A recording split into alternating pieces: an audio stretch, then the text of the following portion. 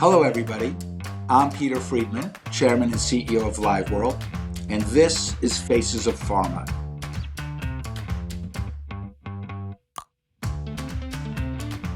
Our guest today is Alison Wu, pharma industry veteran whose career and work encompasses pretty much everything digital communications and strategy. Hey Alison, say hello. Hey Peter, great to be here with you. I'm so glad we could have this time together. So let's start off by telling us a little bit about your career, what kind of jobs you've had, and what do you actually do? So, I'm a Brooklyn girl, journalist by training, and fell into pharma very interestingly because I wanted to be a doctor when I grew up, but I was bad at science, which is probably not a good career path. But I am a first mover for digital and I love, being online. And so somehow these things kind of came together when I wrote a book about digital and how companies can use these technologies at the very dawn of time of 2008, when Twitter was just starting to be a thing. And from that, I got a call one day from a pharma company saying, we want to figure out how to talk to people. And that's how it all began. Very interesting. Well, of course, today, Brooklyn is something of a digital hub, but I'm guessing when you were born, it wasn't. So tell us, how did a Brooklyn girl get from Brooklyn to digital? Well, I adopted Brooklyn because technically I was born in Hong Kong, but 10 days later, my parents swaddled me up and brought me to Brooklyn. My mom was a registered nurse and an infectious disease practitioner. She chose Coney Island because she'd seen it in a movie. So she became a nurse at Coney Island Hospital. And so I grew up watching my mom in healthcare, wanting to be a doctor, totally scared of needles. We had a lot of doctors, lawyers, teachers, we had 7 newspapers. So definitely being plugged into the media and what was going on was definitely something I was always interested in. Well, given all that, what hobbies or interests did you develop? In 7th grade, when I finally went to junior high school, we were able to pick a major and I picked computing. And so that kind of piqued my interest. I was, a Commodore 64 person and a Pac-Man player. So I did love digital. And so this is part of the stuff I grew up with. So I had always been interested in digital and had wanted to communicate. I didn't know that there was a path for, being anything in communications. All I knew was what I saw on TV. Fortunately, I was very motivated. I graduated high school very early. I was 14 years old when I graduated. And when I started college, I had the choice at NYU to study journalism. But, other than Barbara Walters, I really didn't have a role model. So I chose the much safer path of finance instead. That's an interesting path. So tell us now, what do you do today? So today I'm the head of digital strategy, planning, and paid campaigns. It's certainly the most interesting time to be in this field where the platforms have all changed the name of the game. And, it is basically a pay-to-play environment. So I love seeing the content of the stories come together, choosing the channels as well, but then more so, how do we use paid strategically to reach the audiences that we are most interested in engaging with? So it's a fun job because it still dabbles in that creative side. Well, all that today has been evolving for a number of years. But in the last 2 years, pharma, like everything, got hit sideways by COVID. What do you see happening in the industry as we continue to ride the pandemic? Yeah, I don't think we'll ever go back completely to the way things were. There's a lot of things like medical meetings, for one, which are the bread and butter of this industry that certainly used to happen in an offline way, but of course increasingly had online presences. I think we'll always be in a hybrid model, no matter what. I think we're going to see just the implosion and the coming together of that more than ever. And what trends would you see, whether it's around the metaverse or any other aspect of how pharma is moving along?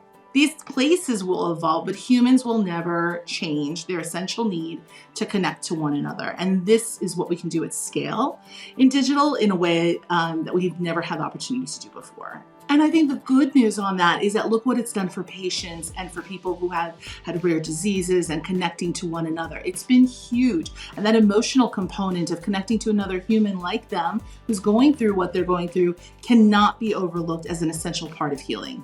Of course, pharma companies have pretty much always had a mission to heal. Many people work at them with that feeling in mind. But for decades, this was kind of pushing the treatments and medicines through the medical infrastructure and then maybe getting consumers to ask for something. But what you talked about just now with the 360 is really kind of taking more ownership of that actual patient experience. Did you see that in the pharma companies? I think companies are recognizing the 360 nature of that. Certainly they're thinking more about how they are supporting that journey. So I think we've got to be really cognizant of who we're trying to reach, where they are, what are the challenges, and how we support them. All right, so now let's go back to you again. Little girl, Coney Island, Brighton Beach, doesn't like needles, moms and infectious diseases, current events, journalism, finance. Okay, now how from all that do you end up in the pharmaceutical industry?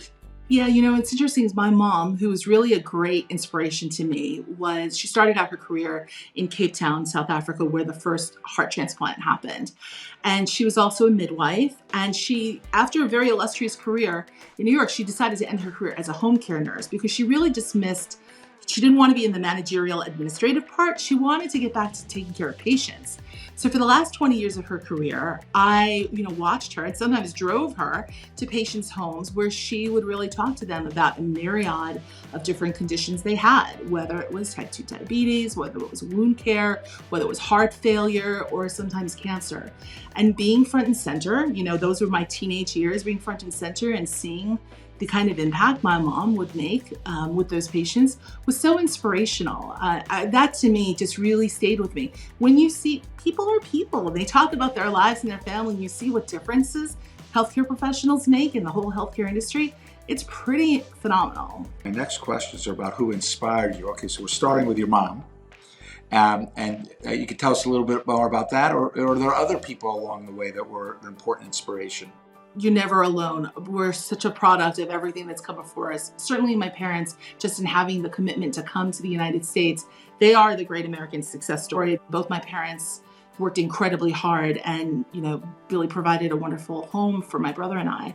So, they are obviously first ones. Certainly people who have made an impact in my life, in journalism. Certainly there were people like Linda Ellerby, who I actually had the very pleasure of not only meeting but working for, and Maya Angelou, who's also someone I got a chance to interview and spend some time with when I was in television news in North Carolina. She was an incredible human being and such a light. There's a lot of people, and it doesn't have to be famous people. There are people, teachers who have helped me, and there have been people, even colleagues that I've worked with.